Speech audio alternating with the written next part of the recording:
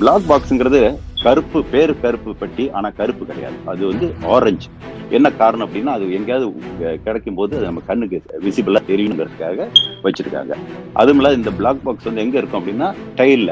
அதாவது அதுதான் வந்து இம்பாக்ட் கொஞ்சம் கம்மியா இருக்கும் அப்டின்னு கருதுறதுனால, டெயில்ல இருக்கும். 2 பாக்ஸ் இருக்கு. ஒண்ணு வந்து சிவிஆர்ன்னு சொல்றது. Cockpit voice recorder.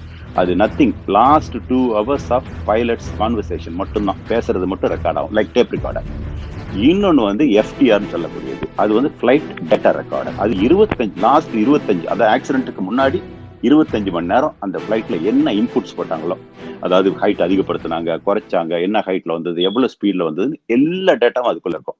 இது 2 அடிப்படை. இந்த 2 வச்சு தான் அந்த ரீகன்ஸ்ட்ரக்ட் பண்ணுவாங்க. அந்த ஆக்சிடென்ட் எப்படி நடந்திருக்கும்னு. எல்லா ஆக்சிடென்ட்டுமே கண்டுபிடிக்கிறதுக்கு முக்கியமான காரணம் என்னன்னா, இத கண்டுபிடிச்சு அதே தவிர இன்னொரு தடவ செய்யக்கூடாது அப்படின்னு. போயிங் அண்ட் ஏர்பஸ்லாம் உண்டாச்சு.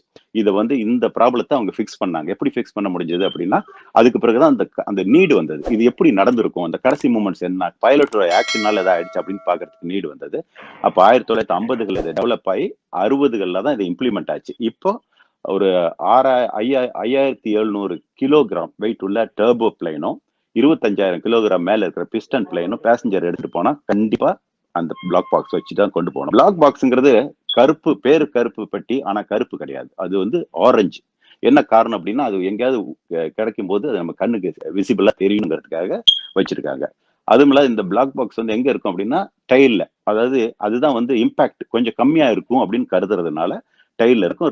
2 பாக்ஸ் இருக்கு. ஒண்ணு வந்து சிவிஆர்ன்னு சொல்றது. Cockpit voice recorder. அது nothing. Last 2 hours of pilots conversation மட்டும் தான். பேசுறது மட்டும் ரெக்கார்ட் ஆகும். Like tape recorder.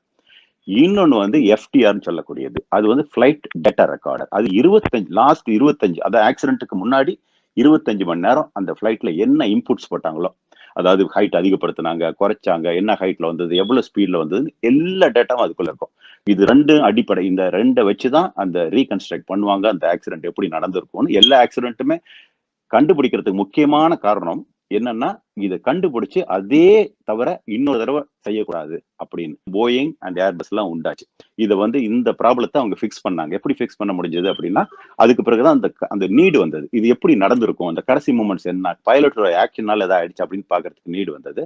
அப்ப 1950கள்ல இது டெவலப் ஆயி 60கள்ல தான் இது இம்ப்ளிமெண்ட் ஆச்சு. இப்போ ஒரு 5700 கிலோகிராம் வெயிட் உள்ள டர்போ பிளேனும் 25,000 கிலோகிராம் மேல இருக்கிற பிஸ்டன் பிளேனும் பேசஞ்சர் எடுத்துட்டு போனா கண்டிப்பா அந்த பிளாக் பாக்ஸ் வச்சு தான் கொண்டு போகணும்.